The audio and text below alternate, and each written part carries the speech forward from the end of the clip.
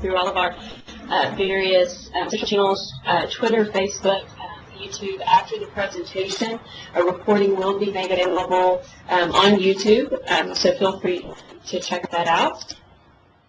We've got a couple of upcoming events you'll want to note here coming up in September. We've got a LIDNUG and Develop Mentor REST using ASP.NET presentation, as well as a couple of additional webinars here in October and November. So feel free to register and check those out as well. And finally, as I mentioned before, Josh is joined Wintellect in January of 2013, and he's a senior consultant with Wintellect and an awesome presenter. I know you'll enjoy his presentation today. If you've got questions, feel free to use the question manager, the Q&A manager.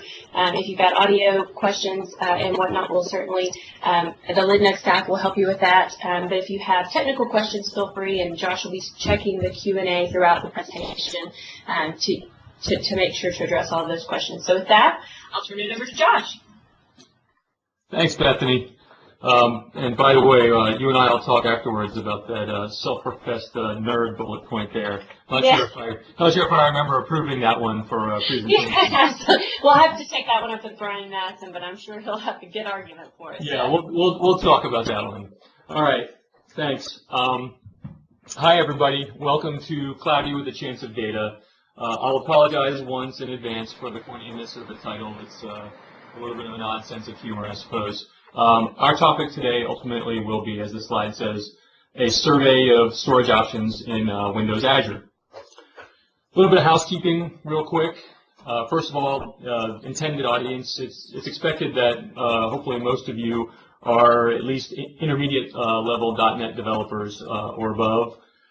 If you are in fact an intermediate .NET developer, most likely you've done some kind of data access in the past, probably against SQL Server or Oracle using ADO.NET. So any of that sort of background is going to be helpful for you. As far as exposure to Azure itself, that's certainly helpful here, but it's certainly not necessary as well. I won't be giving you kind of soup to nuts how to get started ground up with Azure. Just at the same time, you don't necessarily need to know all the inner workings of Azure to sort of get something out of the talk. As far as what I'm going to cover here, depth versus breadth, the talk is definitely intended to be more of a breadth-oriented discussion. So if you happen to have familiarity with something like Azure Table Storage or SQL Azure, something like that, and you're looking for maybe tips and tricks or some sort of deep dive into particular technologies, those particular technologies, that's not necessarily what we're going to be covering today. I'll talk about several different technologies at a relatively high level of detail. I'll do several demos. You'll definitely see some code, but at the same time, I'm not intending to dive super deep as well. A little bit about who I am, besides being a self-professed nerd. I suppose technically that's true. I do have over 16 years of experience. I counted it up the other day, and it doesn't seem like that, but it's true. Over 16 years of experience as a professional developer. Almost all of that has been on the Microsoft technology stack.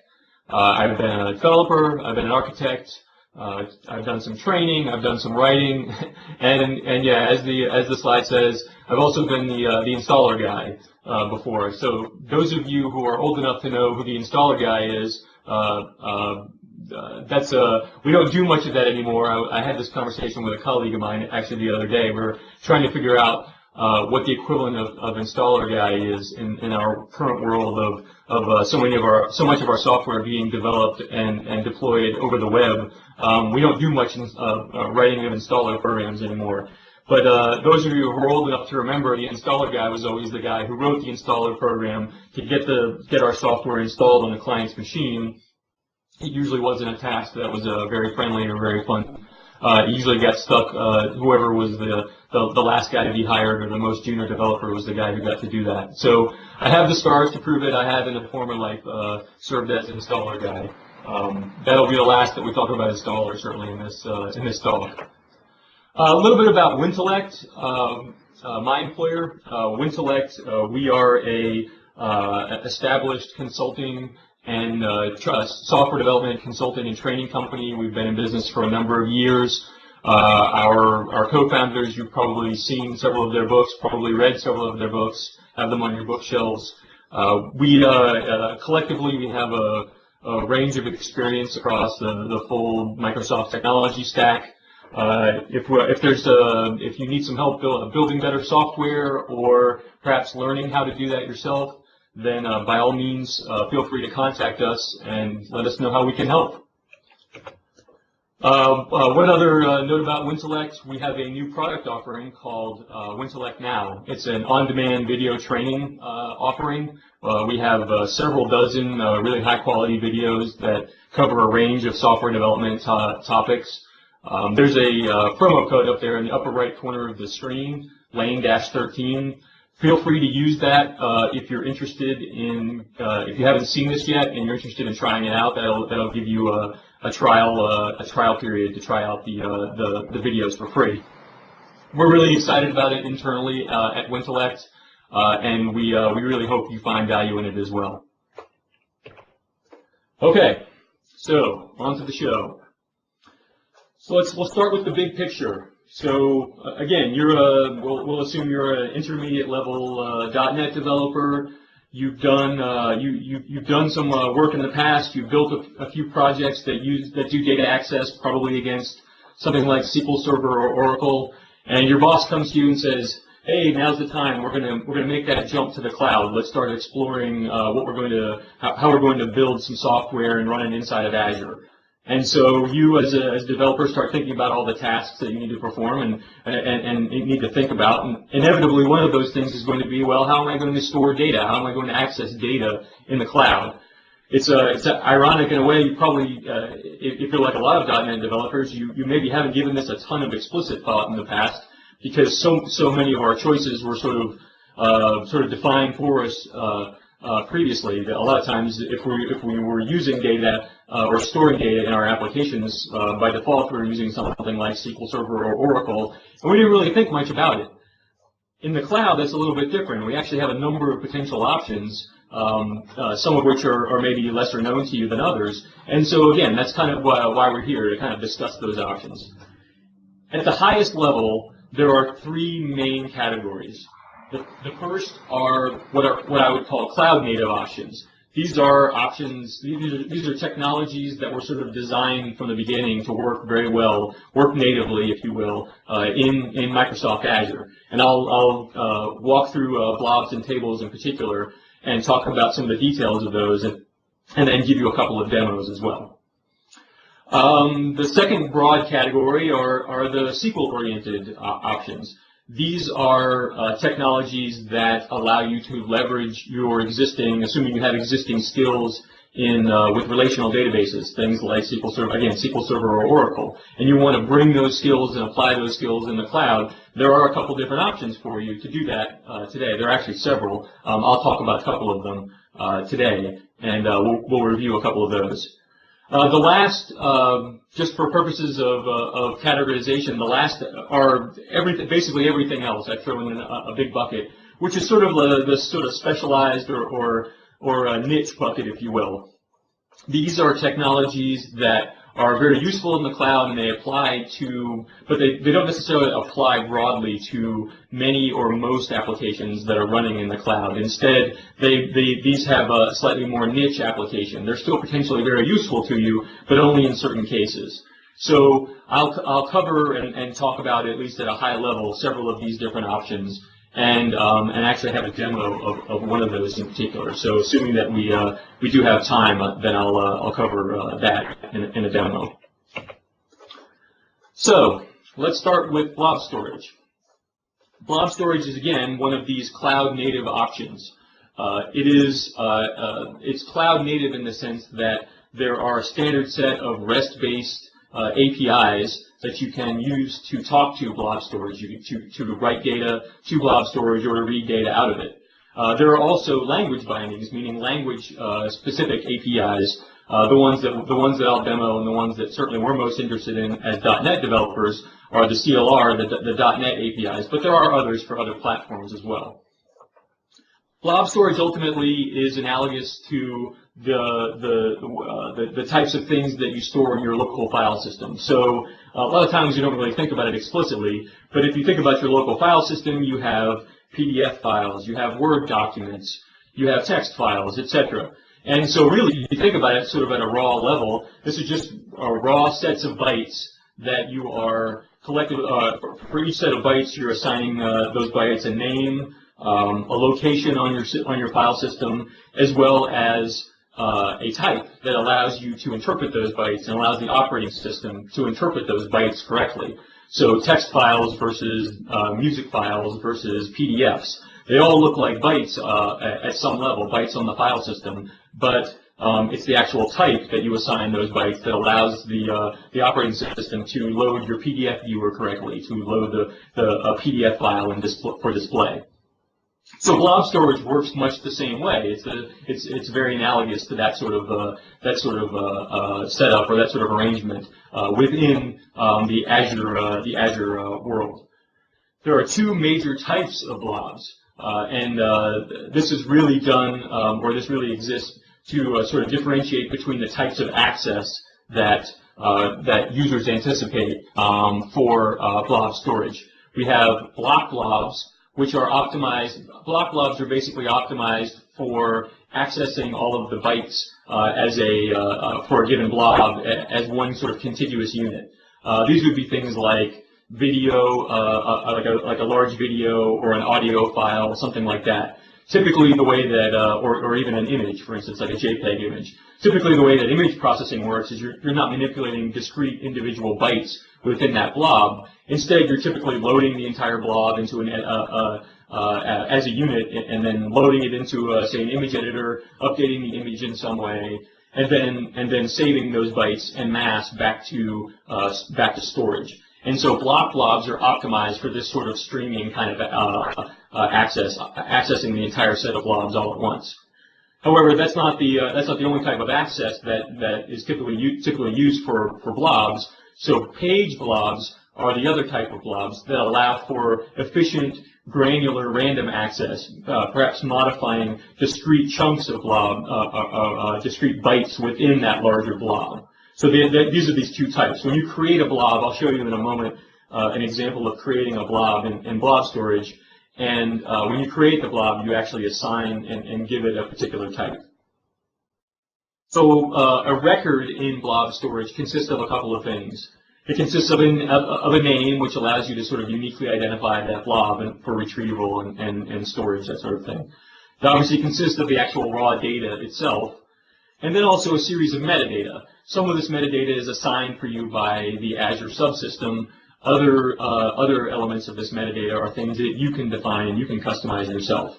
So these are things like the actual content type. So if you choose, if you want to, then you can assign, you can sort of designate blobs as, well, this is a JPEG image versus this is an MP3 file, etc. It's not required that you do this, but it's certainly optional. It's certainly something you can do. There's obviously things like the actual length of the blob, so this is useful for retrieval, that sort of thing.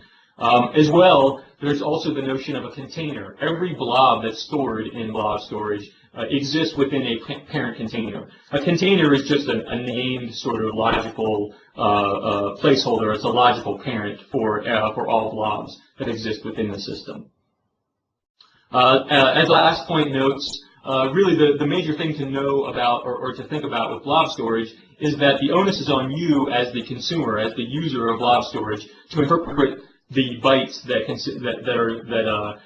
consist of your blob, interpret those correctly. So again, a series of bytes, a blob which represents a PDF, at some level doesn't look any different than the bytes that represent an MP3 file. And so you, as the user or as the developer of your software that's using blob storage, has to be aware of what type of or what the actual data represents for a given blob and interpret it correctly. And there's no sort of rhyme or reason to that. Or the point is that Azure is not going to enforce any of that for you. It's just data. It's just bytes. You are responsible for doing that yourself. So I'll show you an example of that here in a moment. All right. So let's look at let's move to Visual Studio, and I'll show you some sample code that I have for displaying reading blobs out of Blob Storage and displaying them in a web browser. So I've got this Blob Viewer project here. This is a very simple ASP.NET MVC application. All it has is a single controller in it that I call Image Controller. Image Controller is itself very simple. It has a single action called View. The idea behind the Image Controller and behind this entire application is that I want to access, this application is running on my local machine. This is actually not running inside of Azure. However, when the user navigates to my application and specifies an image that they want to view, that I want to pull the bytes from Blob Storage and stream them to the user as an image and display it as an image. And so this several lines of code is all I need to make that happen. So the first thing I need to do when I read anything from Azure is I need an account, the name of an account, as well as a key. Now I've stored this information in my web config file. I won't go back and just for purposes of security, I'm not going to display that on the screen. But the idea is that I already have data set up in Windows Azure that contains this blob. In fact, I can show you that before I continue. That's probably a good place to start. So here in my browser, I've got, this is my Windows Azure portal, and I've got all of my assets in Windows Azure listed here. And so what I'm interested in here for Blob Storage in particular is I want to navigate to my storage account. So here's my storage account called LIDNUG1, and I'll navigate to that. And this gives me a little bit of a dashboard, some navigable elements that I can use to kind of explore this further.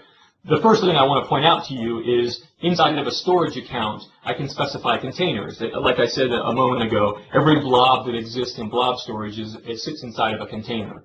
So I go to look at my set of containers, and I can see that I have two containers here. I have one called Images, which is the one that I'm interested in. I have another one called VHDs. This is actually used to store virtual machine images that are associated with my account. I have a couple of virtual machines associated with my account, and so I have this container where those blob images are actually stored. I'm not interested in those right now. I'm interested in this images one.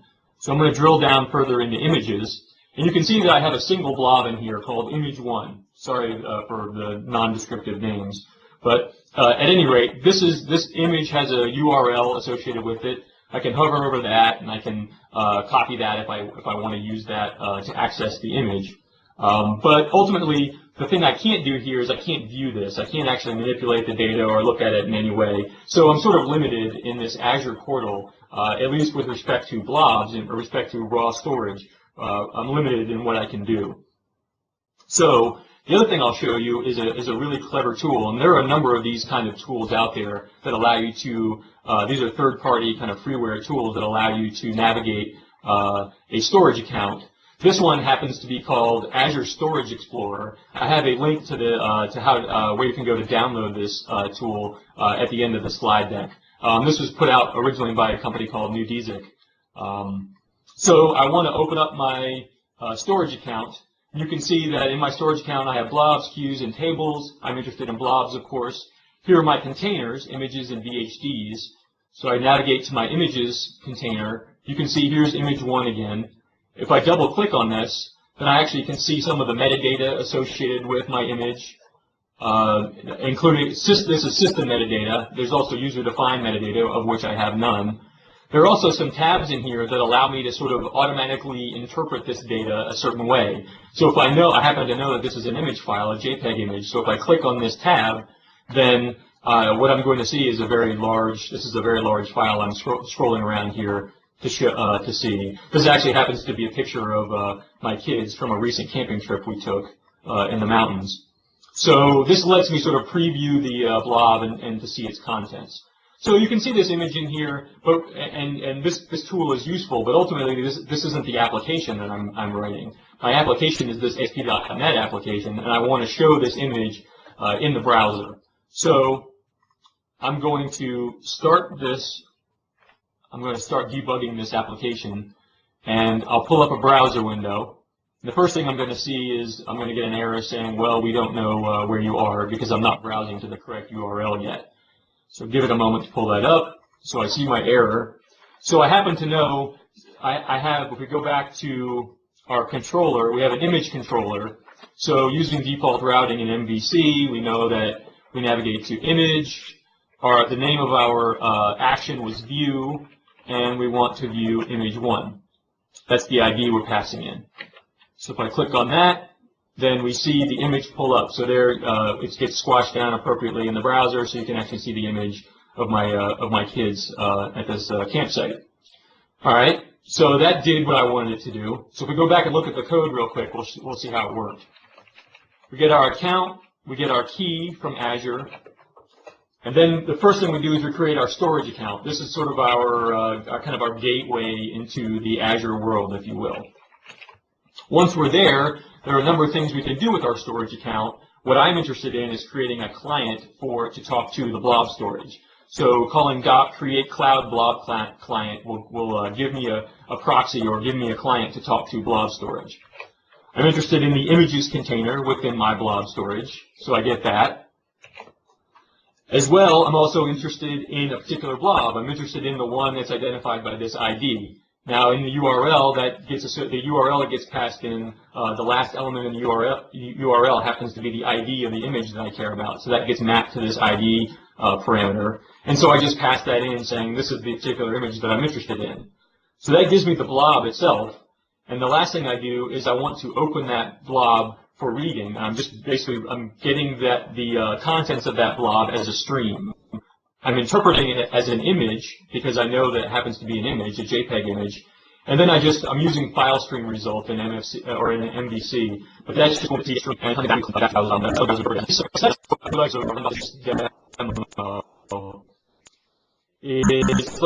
let's add one more blob real quick in here so that we can kind of see that this isn't completely smoke and mirrors. So if I go into my LIDNUG folder, I've got another image in here that I want to add. So now I've added another image called image 2, which I think, and I called it image2.jpg. So let's actually rename it. I could keep the name, but just to keep the URL a little bit simpler, I'm just going to call it image 2. So now we have the second image in here. So let's go back into our code and debug and try to view the second image.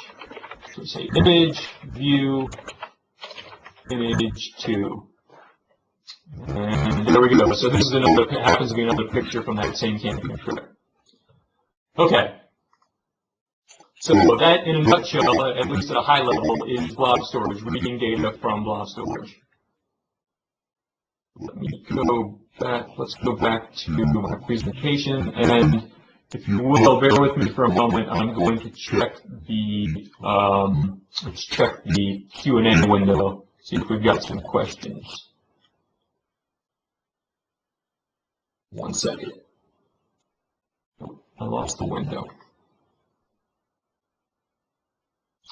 Let's see. I'd love to see the markup that displays the image. Well, the interesting thing is that there actually is no markup. That's the useful thing, or the interesting thing. Without going into too far into the weeds on MVC, there's actually no need to have a view here, an explicit view for this controller. We can actually just do everything we need right directly from the controller itself. So there actually is no associated view. If you navigate back to the project, you can see there's no view here that corresponds to that action for the image controller. Just one of the handy, since I'm doing a really simple thing, just streaming the results back to the browser, it's one of the handy things about MVC is you don't actually need a view in that case. Okay, so let's see how we're doing on time. All right, let's keep going. So we've got a lot more ground to cover here. All right, Blob Storage is our demo. All right, so let's talk about table storage. So table storage is another one of these kind of cloud-native storage technologies. In particular, well, it's cloud-native in the sense that, again, just like Blob Storage, you have a REST-based API, or you have, I showed you the language-based API, the CLR API for talking to Blob Storage. There's a very similar CLR-based or .NET-based API for talking to table storage as well. There are also, again, just like in Blob Storage, there are other language bindings for other platforms. The one that we're certainly interested in here is the .NET one. By way of classification, table storage is specifically a NoSQL-based key value store. So if you're familiar with NoSQL databases just at large or in the large, table storage is an example of a NoSQL database. The actual moving parts or the constituent elements of table storage, you have a table. A table consists of one or more partitions, and partitions consist of one or more rows. The reason why we have this partition notion injected here instead of just tables and rows, why we have a partition, is this allows us to do physical dispersion of the set of subsets of rows within a given table. This is a concept known as sharding. It's not a new concept. It's been around for a long time, even with relational databases. The idea is that you actually are physically storing subsets of the data for a given table in different physical locations. And this allows you to scale that table very gracefully over time. As you put more and more rows in the table, it becomes increasingly difficult to store all of those rows, all of that data in a single location. It's also potentially a security risk. Can be a fault tolerance issue, etc., and certainly a scalability issue. And so partitions allow you to designate related sets of rows that are physically stored together. The idea being that those row subsets that are in a given partition are rows that are typically queried to get or used to satisfy common queries for your application. So a row in a record in table storage consists of this partition key, which designates the particular partition that a row exists in the table. It also has a row key. The row key uniquely identifies the row within a given partition. So you can actually have the same row key appear in multiple rows for a given table, but you cannot have a row key appear, the same row key value appear within the same partition within the same table. So it's the combination of partition key and row key which uniquely identifies a row within a given table, within the entire table itself. Table records also have a timestamp, which is updated every single time something changes in the row. And really, the guts of a row consists of these key value pairs. This is data that you as the consumer, you as the user of the table storage service, you're in complete control of the key value pairs that you designate and that you assign for a given row. In fact, there is no formal notion of schema in table storage, just like there typically isn't for most NoSQL data stores. So, given the set of key value pairs for every row in a table can actually be completely different. There's nothing that requires that there's actually any similarity whatsoever across rows within a given table as far as the key value pairs go. Now, at the same time, that would be a little bit of a bizarre setup. It's probably not very typical that you would see that. More likely, you would see things like perhaps all of the rows within a given partition might have the same key value pairs. And this is just sort of for ease of query and ease of lookup, etc. You could certainly have every single row in a given table have the same set of keys, certainly different values for each of the keys, but maybe the same set of keys. But again, that's entirely up to you as the consumer of the technology. A couple of things to note about using table storage. The first thing to note is that you have to be very careful, in particular, about your choice of partition key. And I alluded to this earlier, but again, partition keys are used to physically partition subsets of rows within a given table. And this, again, is for scalability purposes, etc. And Azure does a really good job of kind of dividing, physically dividing these rows, these partitions appropriately. The problem becomes if the set of queries that you tend to run against your table start to cross multiple partitions, and you have to involve many partitions within a given set of queries. The more, generally speaking, the more, painting broadly, the more partitions you have to involve in a given query, so that every you execute only goes against the single partition. In reality, in the real world, that's not always going to be the case, but that's the ideal. That's the goal that you're striving for. So the idea with table storage, and again, this is not that uncommon for any NoSQL database. The idea is to have a very good sense of, as best a sense you can, of the types of queries you're going to run before you set up your data, before you actually build out your table storage model. The other thing to bear in mind, and you'll see a little bit of this in my demo here in a moment, the other thing to bear in mind with table storage is that certainly relative to, if you're very familiar with relational databases, if you're a SQL ninja, the query expressiveness that exists for most of the tools for certainly NoSQL tools in general, NoSQL technologies in general, but certainly table storage it falls into this category. The query tools that exist for you are very limited relative to something like SQL. So again, if you know SQL backwards and forwards, you're able to write very complex queries against something like SQL Server or Oracle. You might find some of the tools for NoSQL to be initially primitive, perhaps is a good term to use in comparison.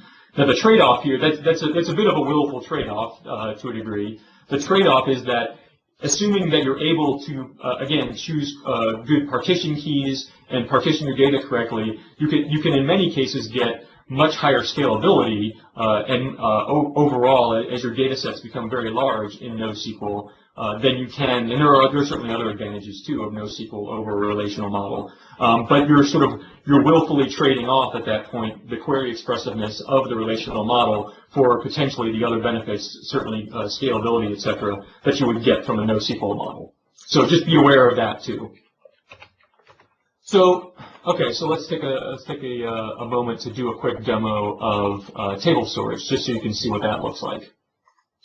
We'll go back to our code here, our blob. We've got our blob viewer here, so I'm going to switch. I've got a similar MVC type application for table viewer, so I'll set that as my startup project. Here again, I've got a single controller called orders controller. I'm basically dealing with purchase orders and line items here, and purchase orders, orders, order details, and products associated with those order details. And so I've got a couple different actions in this, just by way of setup, a couple different actions in this controller. The first is an action which will actually initialize the data in my table storage. So what I'm actually doing is I'm reading, I have a Northwind SQL database that I'm reading from, and then dumping the orders, order details, and product information from that Northwind database into my table storage database. So I'm reading from, I'm using Entity Framework to read from Northwind, and once I have my set of orders, out of my array of orders, I then get my proxy to my table storage, and I'm going to read into that. So the setup for table storage is very similar to blob storage up to a certain point. I need my account name, I need my account key, and then I need to create my storage account object. I do that, and then instead of creating a blob storage client or a blob cloud client, I create a cloud table client. And that's going to let me talk to the table storage service from my Azure account. Again, I get a reference to a particular table. In this case, I want my orders table, and then I'm just returning that here so that I can actually do something with it. So I have my orders table. I'm going to create it if it doesn't already exist. I'm not assuming that it already exists, so I need to actually create this table. One thing I can show you here, if I go back to my Cloud Storage Explorer, I can show you in table view, in my set of tables for my account, you can see I already have an orders table in here. And if I click on this and say query, I think I've actually already got some data. Yeah, I've already got a bunch of data in here. I'm going to clear this data out as I reset it, or as I restart. But you can see there's already some data in here. I have partition key, row key, timestamp, just as we were talking about. And then I actually have some JSON data, which corresponds to the actual order for a given record in the table. So let's go back to code. So this isn't super interesting code, but as far as getting data into table storage, I'm iterating over my set of my array of orders.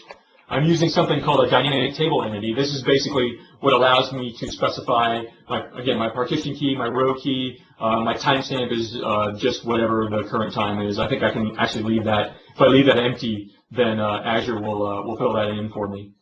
And then what I do is I have a set of properties. Again, this is key value storage, so just like any sort of dictionary object, I can add whatever properties I want and then associate a value for each of those properties.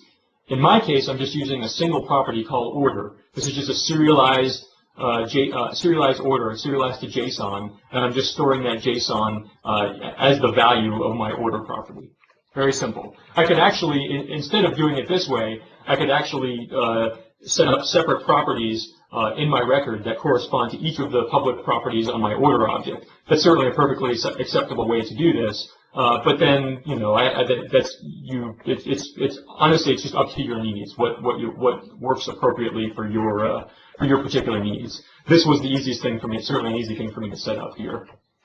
So once I have my my entity set up, then I define a table operation. I want to either insert this record if it doesn't already exist, or if matching up by partition key and row key it does already exist, then I want to overwrite it. And then I execute. So I execute my table operation. The last thing I do is I'm just checking to see, I'm actually streaming back results to the client, which we won't be able to see given there's some setup issues with Internet Explorer, the way Internet Explorer progressively displays results. But the idea is this is a bit of a long-term or a long-running operation when I run it. So I want to check to see if the client's still connected. If they're not connected, then I just want to kind of stop doing this. I just assume they've gone away. They're not interested in actually importing this data any further. So that's my action to actually get data into table storage. I actually won't run this since I do already have data in there. Instead, we can just actually see the data and drill into it a little bit. So my action for viewing all of my data, or for viewing data by a specific customer, occurs this way. So I have a proxy which gets my orders table. I create the table if it doesn't exist. I'm sort of assuming, or the assumption is it's probably already going to exist by now, but just in case I create it if it doesn't already exist. And then I'm going to query, which is going to interrogate my table storage and then actually give me my results for display. Now here's where the table or the query expressiveness comes in, and I was talking about earlier. This is a query definition. It's a fairly simple query definition, but this is a query definition in table storage. So as you can see here, I can do fairly simple filter clauses where I say if my partition key is equal to the customer ID that the user passes in, then I want to return that result from my table. I can join filters together. So if I can say if the partition key equals this particular value or this other particular value or this particular value and my row key equals this particular value, then I can sort of combine some of these filters. I can also drill into the individual discrete properties of my entity as well. But what I can't do is do very complex joins and some of the other kind of more complex things you can do with SQL.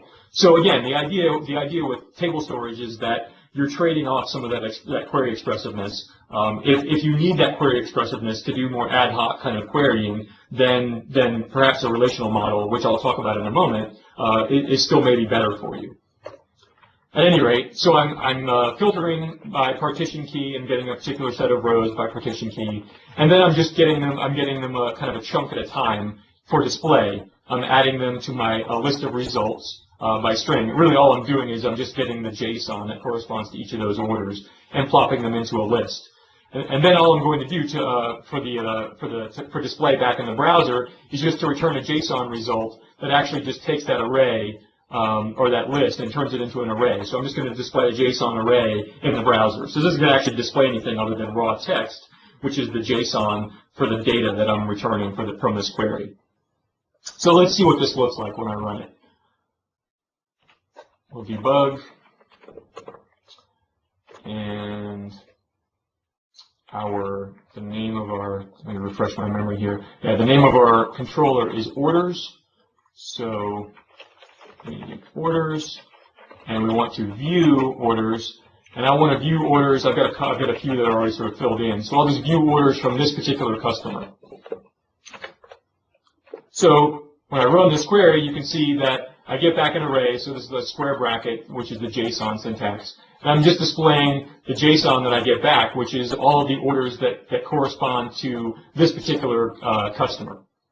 And so I can scroll over here. I didn't do a very good job of formatting this, certainly.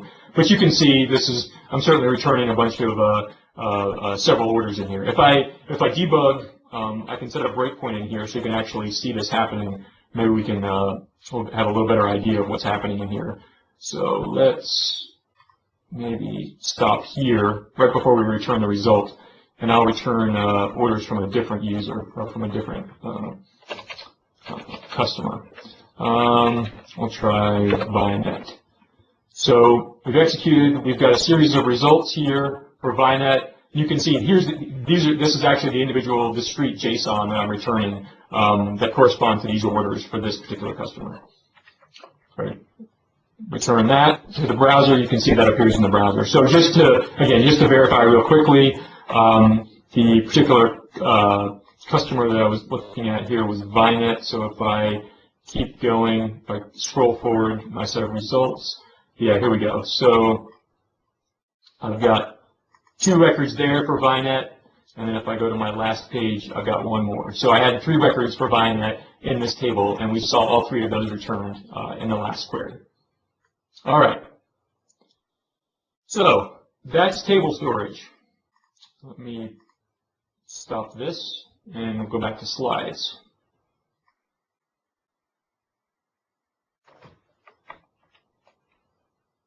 Oh, 1 second. Let me see how we're doing on time. Okay, we're about halfway done. We're good on time. Okay, so we've kind of covered the major moving parts or the major options for this kind of cloud native storage, and those are certainly viable options from any uses, for many cloud-based applications. But they're not by any means the only options. In particular, we have these SQL-oriented options, which can allow you to leverage your existing SQL skills, whether they're Oracle or SQL Server or some other that come from some other relational database product. And you have a few options at your disposal for leveraging those technologies in the cloud. The first is what you could sort of call, the first is called SQL Azure, and this is really in a nutshell, this is SQL Server as a service.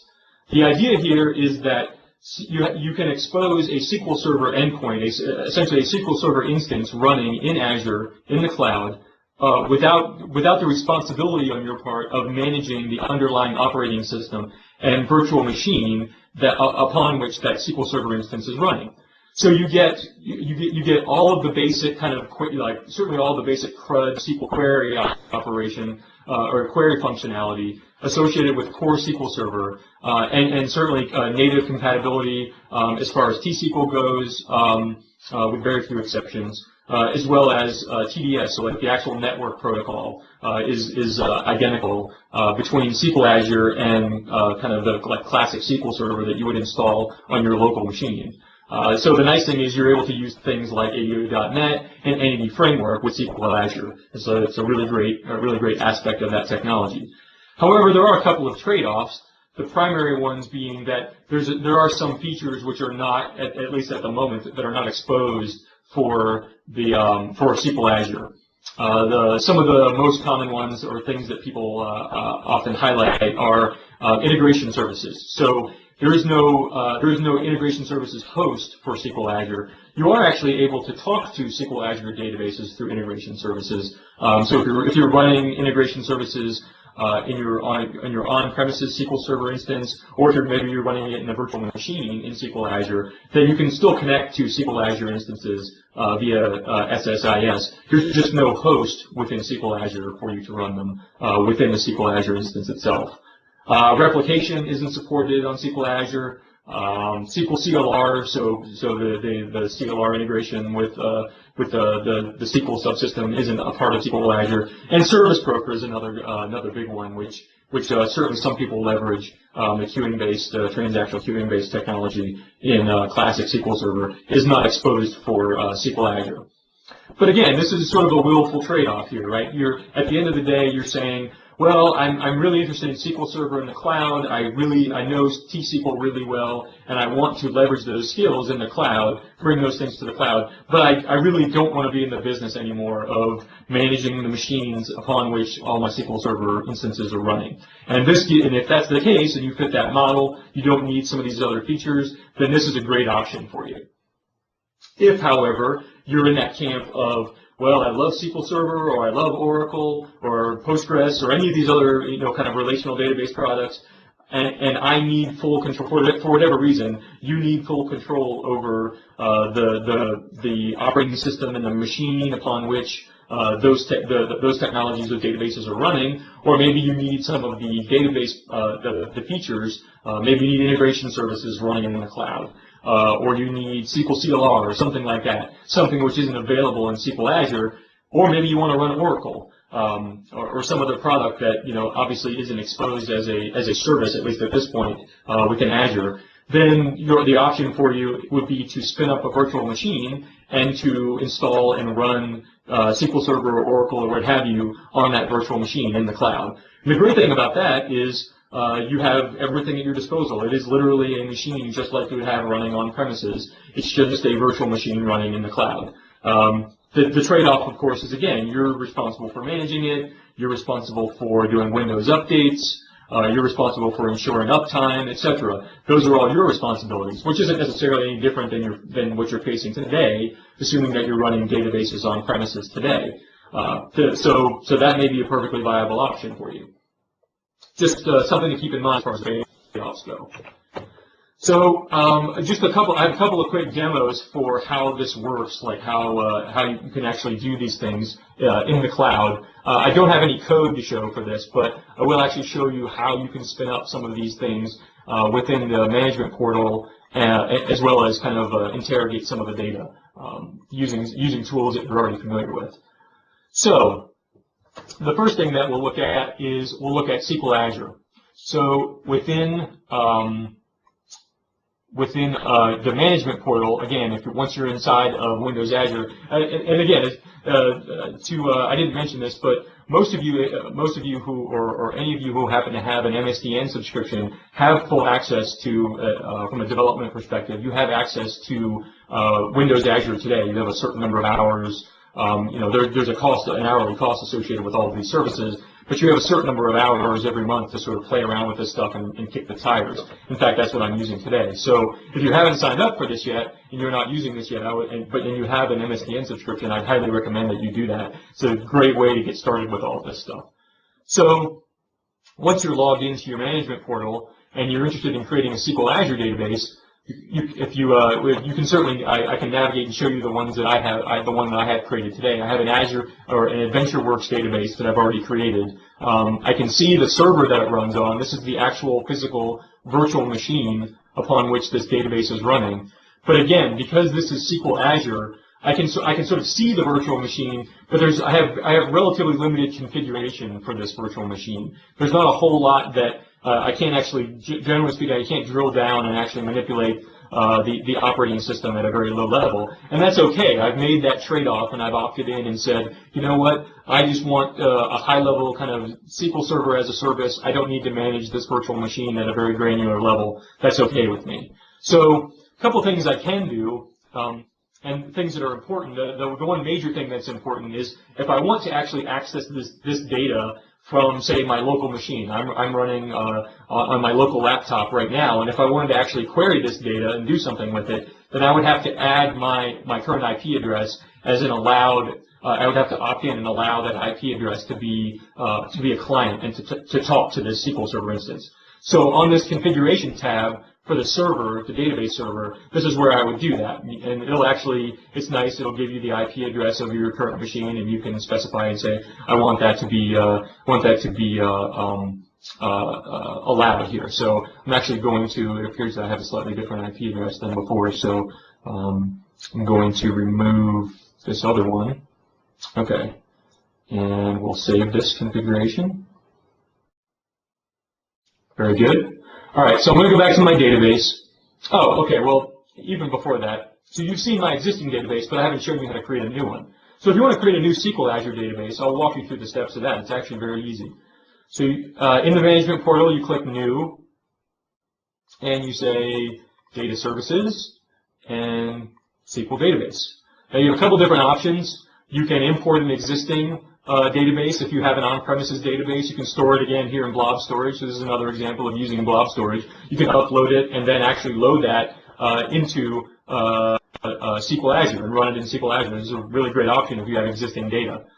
You can do a custom create, which allows you to customize some of the options, but really I'm just interested in, and for the most part, most of you would just be interested in kind of this quick create option. And this basically allows you to specify a unique name for the server or for the database. And so I can call this anything. I can say LIDNUG 5 for my database. I can specify either a new database server, meaning a new virtual machine upon which this is running, or if I have an existing one, I can specify the existing one. I already have one, so I'm going to pick that one. I'm going to say LIDNUG 5, and I'm going to start to create it, and I believe this usually happens pretty quickly, so we'll wait a second and see if it actually just comes up real fast. Yeah, okay, so it looks like it created it. That's nice. So I can drill into this LIDNUG 5, and I can see various options for connecting to it. So here's the nice thing. I want to connect to this from my local machine. I've already specified that the IP address of my local machine is allowed to connect to the server. So I'm going to copy the server DNS name, and I'm going to go into here's SQL Management Studio running on my local machine. And I'm going to connect to databases. So this is SQL Management Studio that if you have SQL Server running on your local machine or on your local network, if you've got this on your laptop, it's the same exact one. There's no difference here. I didn't install anything from the cloud to get this up and running. I just need to specify the DNS name of the machine that I'm going to connect to. And let's see, I'm trying to recall if what my credentials are for this machine. Let's go back and look and see what credentials we've got for this. Well, let's see. I may have already. I do have my AdventureWorks database. There's nothing else I can connect to that one. Let's see if this connects. Failed for logging failed for Josh 1. Might be Josh. Let me try this one more time. There we go. That's the right one. Okay, so here's my database. You can actually see in Management Studio, it gives you this kind of like blue icon here, which designates for you this is actually a SQL Azure database. So if I drill into this, I can see here's my AdventureWorks database. I'm talking to this database server as a whole. So I'll see all the individual databases that I've created so far. I can see my AdventureWorks database. I can query that and actually see the data inside. So if I select all the data, let's see, script table as select to new query window. This will take a moment, and I'll execute it. And this will take a couple seconds because it's actually going to return a lot of data. I'm actually talking from my laptop up and I'm talking to the cloud and I'm returning all this data from the cloud. So that took a few seconds for it to come back, and this is a fairly large table with almost 20,000 rows. So a little bit of latency there. This, generally speaking, for demo purposes, I'm showing you how I can connect to this database running in the cloud from my local laptop. Obviously, that's not a typical setup. A much more typical arrangement is going to be that you're connecting, say, a service and code that's also running in the cloud to a SQL Azure database that's running in the cloud. So kind of cloud service to cloud database. And that's certainly a much more appropriate setup for a production scenario. You'll have much better much lower latency and much better performance overall. Let's see. So that's AdventureWorks. You can also see my other database. It's certainly not super interesting because I don't have any tables in there. But I won't even create a table. It's not super interesting. Everybody's certainly seen SQL Server at this point. The one thing to note here again is that if you open up and look at a classic SQL Server instance, you would see a lot more nodes underneath here for other features and that sort of thing. And because you don't see that much here, again, that's because of the nature of SQL Azure. It doesn't have all of the features of full SQL Server, and so you don't see all of the other kind of nodes that you would see with on-premises SQL Server. Okay, so that's SQL Azure. So the other aspect that we talked about was running SQL Server in a virtual machine. So if I go back to my management portal, I can see that I have a couple of other options as well. I'm going to drill into my virtual machines. I happen to have two virtual machines in here. One one that I'm interested in, which is called LIDNUG I'm not actually going to spin one of these up because it actually takes several minutes to provision a virtual machine. But I will show you. First, I'll show you how you would create one. I won't actually do the final process of creating it. But then I'll show you how to actually connect to it and query it. So if you want to create a new instance of a new virtual machine that's running in SQL Server, what you would do is, again, go down to this new icon in the Management Studio and say, you go to Data Services and say that you want to create a, Compute Virtual Machine. Here we go. And you have a couple different options here. The quick create option here will just create a raw virtual machine image for you, upon which you have to basically install all the other stuff that you want to run on that virtual machine.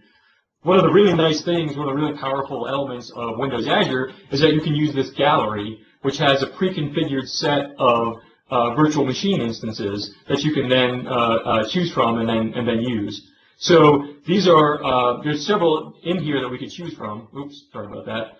The one that I'm particularly interested in is any of these virtual machine images that happen to already have SQL Server 2012 installed on them. So here's we've got an image here which is SQL Server or it's Windows Server 2012, which has an evaluation copy of SQL Server 2012 Service Pack 1 already installed. Ultimately, I can run this for probably 30 days, I think it is, and then the license expires. So I would need to actually, obviously, provide a license key at some point to continue running this in a production scenario. But just to sort of kick the tires and try this out, I could choose this option and then configure this virtual machine. I get a few different options here for picking the release date of the virtual machine. So this really corresponds to the set of updates that would already be pre-configured on the machine. I happen to want the latest set of updates, so I'll just choose that. I have to give the virtual machine a unique name, something that is meaningful to me. So I might say, again, LIDNUG 55. I choose the size of the virtual machine. When you're setting up virtual machines in Azure, you have a range of options for essentially what kind of machine, physical underpinnings, the resources that your virtual machine is going to consume. Of course, you have associated costs with all of these things, so you don't want to pick.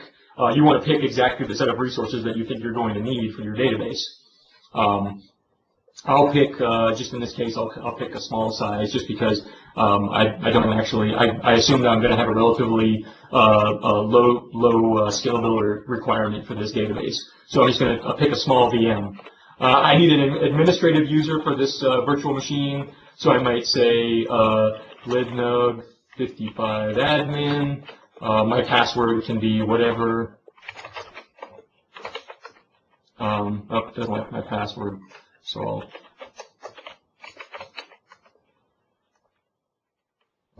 so I've got my password, and I keep clicking through.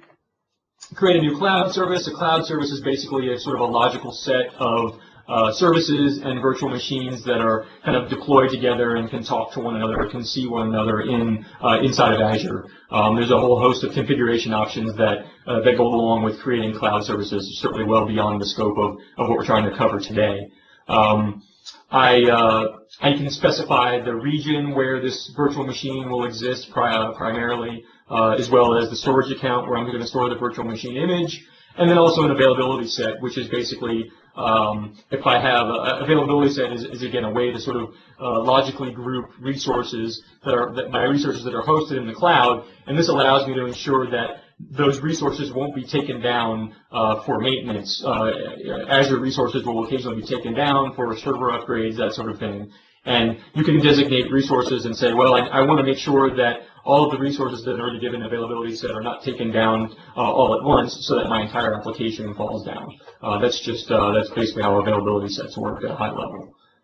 The last thing I can do, because I want to run SQL Server on this virtual machine, the last thing I need to do is I need to specify an endpoint which is exposed to the outside world, or at least to anybody who wants to communicate with this virtual machine.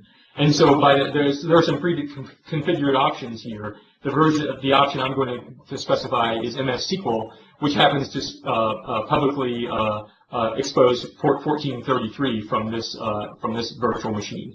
And so that's just what I need to expose if I'm going to actually, since I'm going to actually be running SQL Server on this virtual machine, and I want to be able to access it from something off of that virtual machine. So that's how you set up this virtual machine, or at least one way you can set up a virtual machine running SQL Server in Azure. I'm not going to go through with this. I'll just cancel this out because, again, I've already got one running. In fact, I can drill into this a little bit, and I can show you the set of endpoints. You can see in my LIDNUG 2 virtual machine, I've already got my MS SQL endpoint exposed with port 1433 publicly. It's exposed publicly. And then also privately, meaning that that port number is forwarded to the actual virtual machine itself. So if I show you on my, the last thing I can show you is once you have a virtual machine running in Windows Azure, you actually have the ability to connect to that virtual machine. You can actually connect to it administratively to install hardware or software on it, or also configure it. So I've already connected to this virtual machine, and here we go. Yes, this is LIDNUG 2. So if I to show you, I have to scroll around a little bit. The remote desktop window is a little small, and if I maximize it, then I'm not sure it'll work very well, play very well with the screen sharing. So if I minimize this, I can show you that this is actually Windows Server 2012. You can see the toolbar here. So I'm actually running. This is my virtual machine running in Azure. So I've opened a couple of things. As far as configuration goes for a virtual machine running SQL Server, there's a couple things you need to do.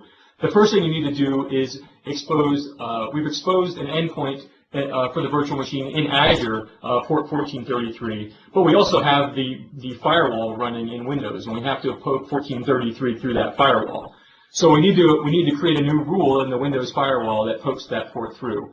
So you can see I've already set that up here. In fact, I won't show you the end result. I'll show you I'll show you like basically what that looks like to create a new to open a new port. So I say I create a new rule in the Windows firewall configuration. I want to open a port. I say TCP port 1433. Oops. I'm going to allow the connection as opposed to denying the connection. I'll expose it to elements running on the domain, privately as well as publicly, just for purposes of the demo. And then I would give it a name, just so I can sort of identify it. And again, I won't create that here because I've already created it previously. But that's that SQL Server firewall rule that I poked that through. The last thing you'll have to do if you want to talk to this instance is you'll have to specify that you want to use, assuming that you're not using some of the network security integration, the Windows authentication, Windows Active Directory integration with Azure. If you're just going to use SQL authentication, then you have to enable SQL authentication on the database server, which by default is not enabled. So that's just like, since we're running full SQL Server, that's a very standard thing to do. Right-click on the properties for the database. Go to Security and say, I want to use mixed mode, SQL Server and Windows Authentication, which again, I've already done. And the last thing you need to do is, of course, create a login. We don't have a login, a SQL login created by default. So I've already created one here called Josh1, but again, if you've never seen this before, the idea would be we would create a new login, call it Josh2, specify username and password. We can turn off, enforce the password policy or not. The last thing you would have to do is if you just want to have sort of administrative access to kind of get up and running, you would have to designate you're either a sysadmin or designate the precise set of tables that you want your user to have access to. Again, this is standard SQL Server, so this is all kind of stuff that a lot of us have already seen before. Since I've already got all this set up, then I can, I'm running in the cloud, then I should be able to connect to this from my local machine. I've already done it here, so I'm actually going to disconnect this and set up the connection again. So if I say connect to database service, I'm going to connect to lidnug2.cloudapp.net. I can see that DNS name here. If I go back to my my Azure portal and I go into my virtual machines, I can see that this is the DNS name for my server. So this is, now that I've opened all these ports, this is the server that I actually want to connect to using Management Studio. So I use that name. I say I want to use SQL Server authentication. Josh1 is the name of the user that I want to connect with. And if I've remembered the password correctly, which I apparently have not, then I can connect. Ah, there we go. Okay, so we're connected to our database, and the interesting thing here is this looks a little bit different. You can see here's the SQL Azure instance, which again only has a couple of nodes here because most of the features aren't available in SQL Azure. But because we're running full Azure, or I'm sorry, full SQL Server, then we have access to all of the nodes. Replication, we can drill down into, let's see, management. It's not in here. That's not what I'm interested in. Server objects. Oh yeah, we can see triggers, we can see configured endpoints, we can see service broker instances that we've configured, etc. So you have full access. This could be Oracle, this could be something else. You're running a full machine at this point. All right. So that's SQL Azure and also SQL Server in a virtual machine. We've still got a few minutes left, so I'm going to keep going. I've got a few more items to cover here. Let's check questions real quick. I notice you have a copy of AdventureWorks in Azure. Able to simply restore a backup of AdventureWorks from a local server without making any changes to it due to the limitations of Azure. Yeah, so the interesting thing is the question is basically, how did I get AdventureWorks into Azure, and did I have to do anything kind of funky or interesting to make that happen? And the answer is no, I actually didn't have to change anything. Specifically because AdventureWorks was running in the full instance of SQL Server, the one that's actually running in the virtual machine. So of course there's nothing to change there. If I did happen to take that same script and try to upload it and run it in SQL Azure, then yes, there's almost certainly there would have been some things that weren't compatible and would need to change. I actually have a link at the tail end of the talk in one of the slides that delineates. It's a link to a page. It delineates some of the differences between SQL Azure and SQL Server proper, kind of a classic SQL Server. So kind of hang tight, and at the end of the talk, I'll leave that slide up so you can get the link and actually go and explore that further. I did at one time actually, I didn't show it here, but I did actually have SQL or AdventureWorks running in SQL Azure. There happens to be a version of, somebody's already done the legwork for us.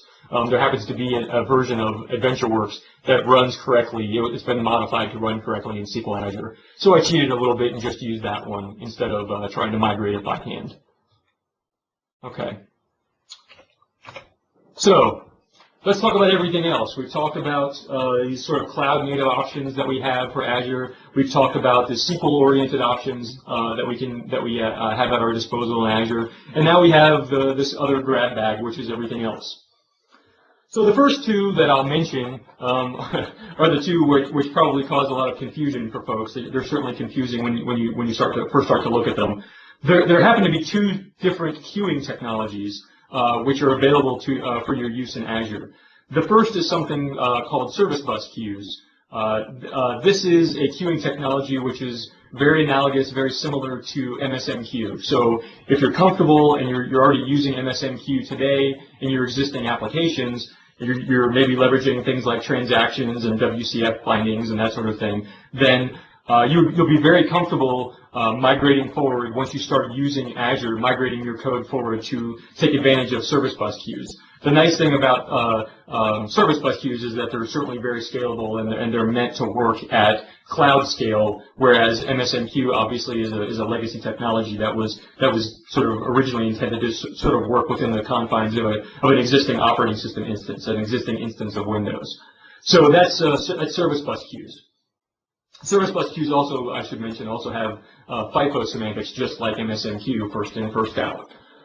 Azure queues, on the other hand, are a sort of lightweight, highly scalable messaging technology that has a very similar name to service bus queues, but have very different semantics.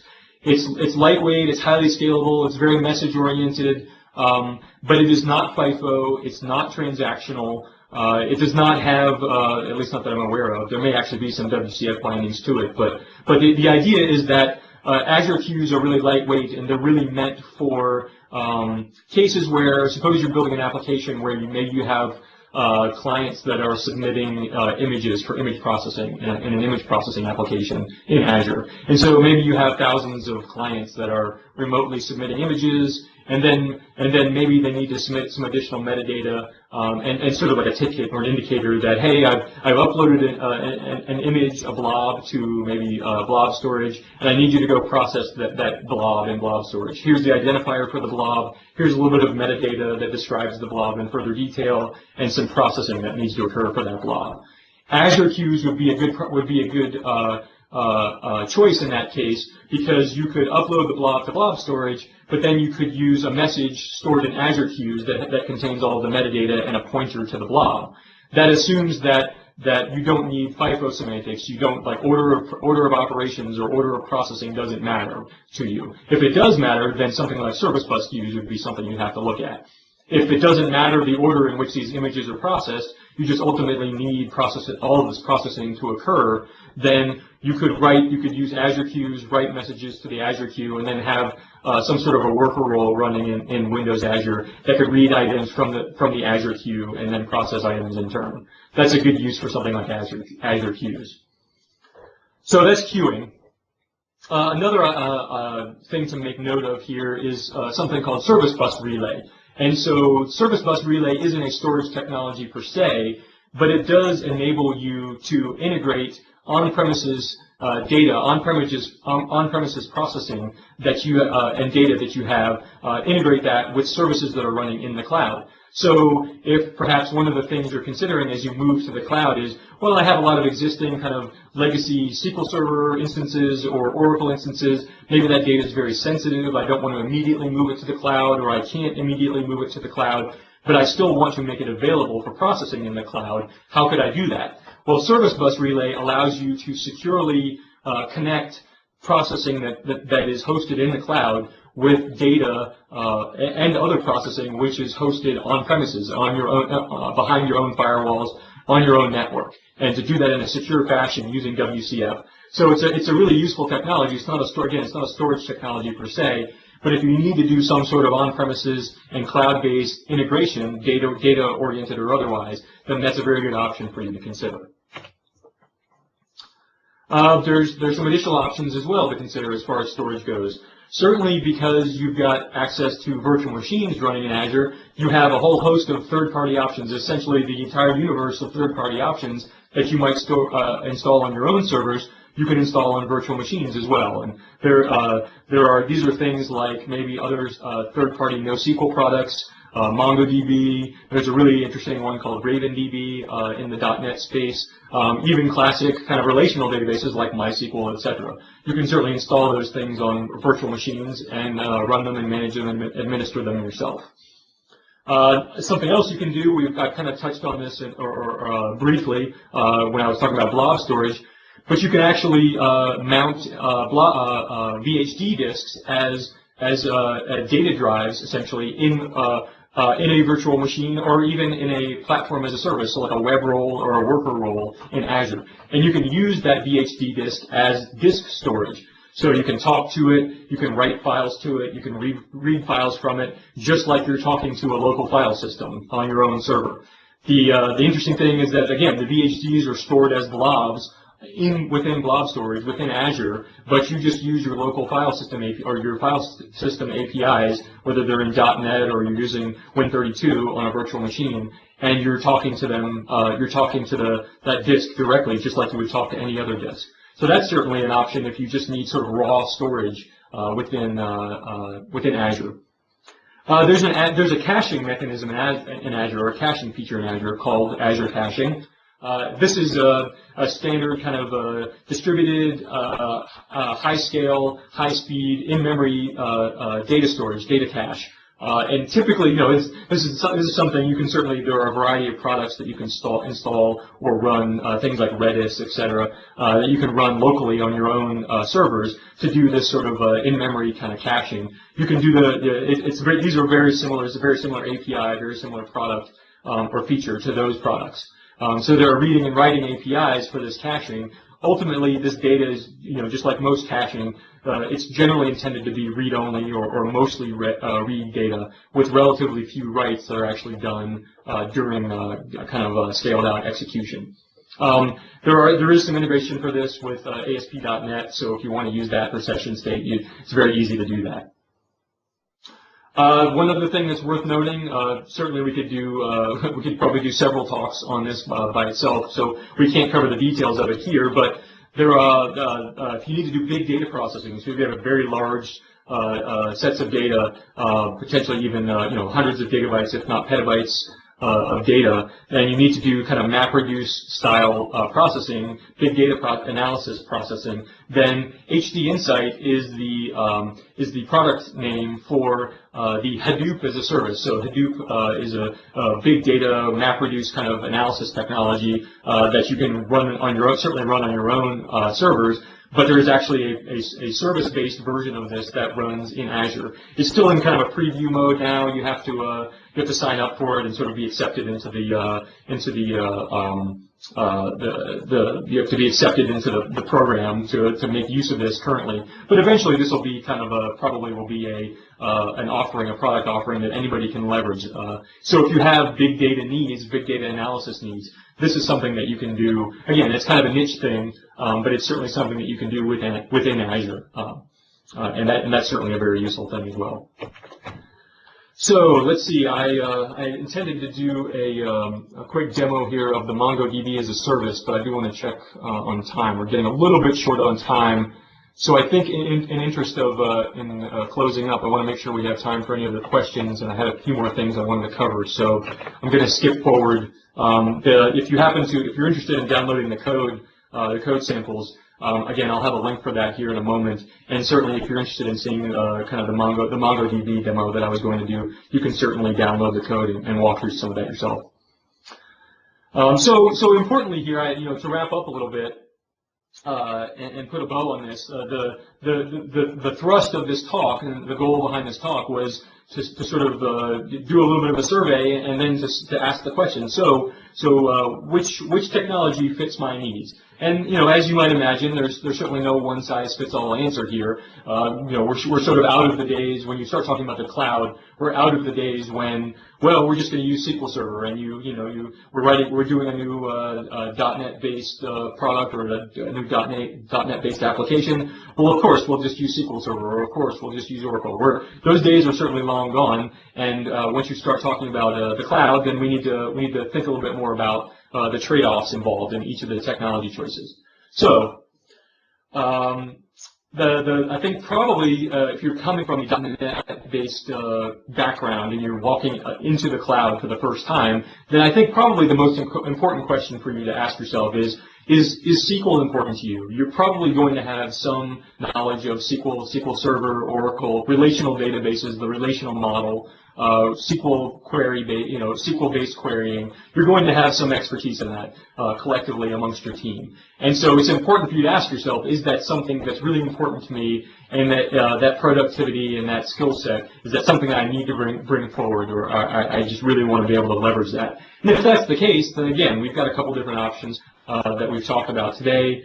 You can leverage something like SQL Azure, or if you need Oracle, you can install it, spin up a virtual machine, install Oracle in a virtual machine, or you can install other products, Postgres, SQL Server, MySQL, etc. You can run those in a virtual machine. There's actually as I recall, there's actually a MySQL as a service as well. So you can actually run something like MySQL without actually having strict control over the virtual machine as well. So you have a variety of options there, but that's probably the single most important question to ask yourself is, are you comfortable enough with SQL and you need SQL, or you need to be able to leverage those skills moving forward?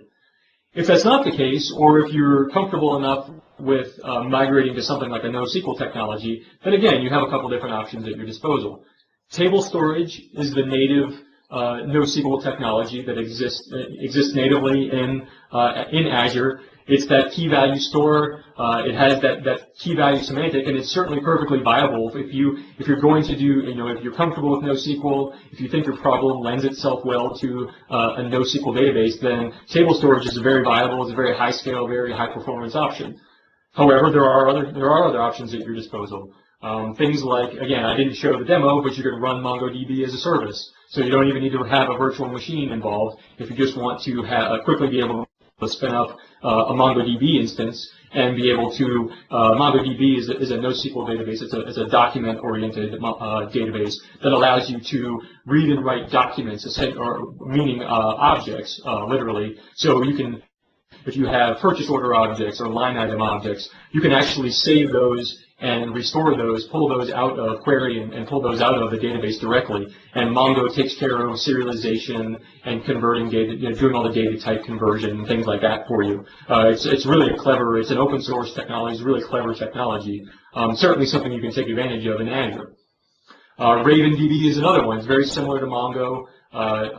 It's a .NET specific product. It works very well, and there are a number of blog posts and kind of guides for running RavenDB at very high scale in Windows Azure. So that's, again, another option you have at your disposal for NoSQL. Another question to ask yourself is, well, what's the nature of the data that you're storing? Are you storing mostly binary data? If so, well, then Blob Storage is really for the most part, it's the only game in town, and that's not necessarily a bad thing. It works very well. It's very high scale. It's a low-level technology, very low overhead involved with it, and it scales very well. So certainly that will work well for your needs. It works very well for hosting and running virtual machines. So if it does that, and Microsoft itself can rely on it, the Azure infrastructure can rely on it for the underpinnings of a lot of what's happening inside of Azure, then certainly you can probably rely on it as well for your needs, for your application. And then there's that other kind of grab bag bucket. If you have kind of specialized needs, big data needs, then you can look at something like HD Insight. The on-premises integration, service bus relay, that's certainly something to think about a little bit too, because definitely as you do migration into the cloud, it's often the case that it's not an all or nothing proposition. There are occasions where you can sort of bite the bullet and just say, okay, we're taking everything, we're starting from square one today, we're just going to scrap our existing stuff and move it all to the cloud. There are some folks that have the luxury of that, but frankly, a lot of us don't have the luxury of that. And so something like Service Bus Relay allows you to sort of bridge that gap, and that's a useful thing, kind of interim technology. The last important point I want to point out here or note here is that hybrid solutions are really it's likely that you're not going to find one single answer to your question, which option should I use? It's likely that what you're really going to need is a combination of a few different options. I think I highlighted the one when I was talking about Azure Queues, the messaging, and say you have an image processing application, and so in that case there was a combination of Blob Storage and the Azure Queues for temporarily holding messages that are kind of in flight and need to be processed. So that's kind of a combo, like a hybrid kind of solution that you're using for storage. And so it's likely, quite honestly, it's likely that any sort of real-world or most real-world complex cloud-based applications would probably benefit from that sort of hybrid solution. There are certainly going to be occasions where, particularly if you're using a SQL-based option, that still might be a good option for you, and that might be all you need to kind of get started. But again, there will be plenty of cases where you'll need more than one, and so don't be afraid to choose that option. That's not a bad thing to kind of consider using these kind of specialized tools in places where they're most appropriate. Last thing to note real quick is that all of this stuff costs money. And that goes without saying, certainly, but we're kind of coming from a world. A lot of us are coming from a world over the last several years where we pay our licensing fee up front, we pay for our SQL Server licenses, and we're done. We don't have to think about it anymore until it's time to upgrade. And in the world of the cloud, in the world of Azure, that's not the case. We're actually on the clock. We're being billed as we use these things, as we use these services. So typically, we're certainly paying for bandwidth. At least outbound bandwidth, data that we're actually serving going out of Azure we're certainly paying for that. We're paying for the actual physical storage, the amount of bytes that we're consuming on disk in Azure. We're paying for those. And we're also obviously paying for the services that we're consuming. So things like running a virtual machine versus running hosting a website in Azure. There are varying costs for all those things. And so there are varying costs amongst all these different storage options as well. I can't sort of give you a single kind of thumb, rule of thumb for how to navigate all those costs and those cost decisions regarding storage. But I can tell you that there's a really good calculator, cost calculator online. It's actually hangs right off of the main Windows Azure homepage. I've got a link for it on the next slide that I'll leave open for a few minutes so you guys can take a look at. And the thing I would encourage you to do is get really familiar with that cost calculator. It's something that you'll need to, as you do more and more work in Azure, you're going to need to become familiar with that and understand the cost that you're incurring based upon the technology choices that you're making.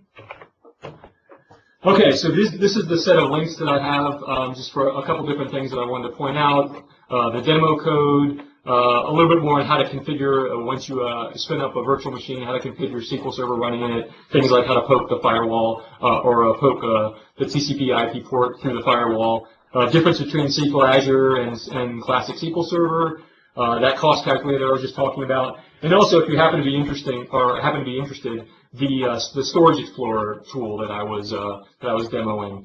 There are actually a number of those kind of tools. So if you start to do any kind of searching for those, there's dozens of them. That happens to be a decent one that I picked that I've used before, but there are certainly others. So I think at that point I have reached the end of my talk. Looking to see if there are any other outstanding questions here that I can answer before we're done. Let's see, do you know if the SSDT functions that were recently updated for Visual Studio 2010 and 12 are also in 2013 RC, and is DT useful with SQL Azure? The data, if you're talking about what you're referring to here is the data integration with Visual Studio, then the answer is yes. You can actually there is integration with that tool. I don't typically use it personally myself. I tend to, for whatever reason, always use the Management Studio. But yes, there is basic integration, query integration, that sort of thing for SQL Azure and Visual Studio. Okay, so I'm going to hand control back.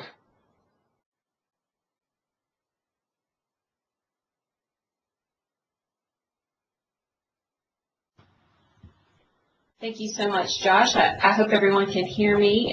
Great presentation. We really appreciate you taking the time to share your deep knowledge of Azure with the group. As Josh mentioned before, he works with Wintellect as a senior consultant, and this was his first presentation for our group, so we really appreciate him taking time. If you have any questions for Josh, we'll be online here for a few minutes.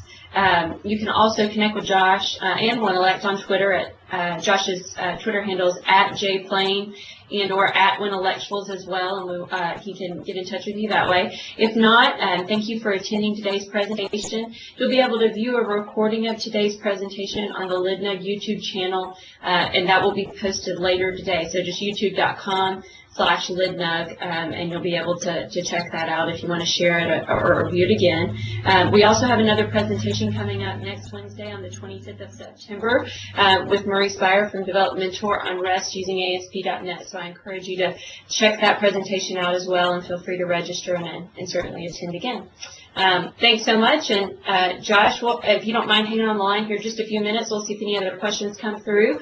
And if not, we appreciate everyone and hope you have a great day depending on where